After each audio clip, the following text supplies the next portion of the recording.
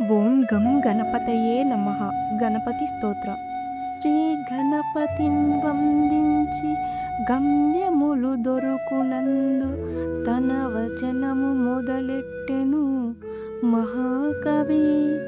భావార్థం: ముందుగా విఘ్నాలను తొలగించే గణపతిని నమస్కరిస్తూ కవి తన రచనను ప్రారంభిస్తున్నాడు. గురు స్తోత్రం. గురువు కటాక్షమున పొందిన జనులకే సురముని తత్కథలు సులభముగా బోధింపబడును. భావార్థం: గురువు కటాక్షం ఆశీర్వాదం పొందిన వారికే దేవుని లీలలు సులభంగా అర్థమవుతాయి.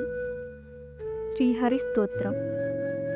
విశ్వమునందు విరాజిల్లుచు భక్తుల కనుగ్రహమునిచ్చే సత్యనారాయణుని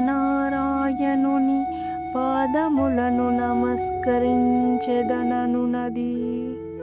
భావార్థం: భక్తులకు కరుణ చూపే సత్యనారాయణుని పాదములను నమస్కరిస్తున్నాడు.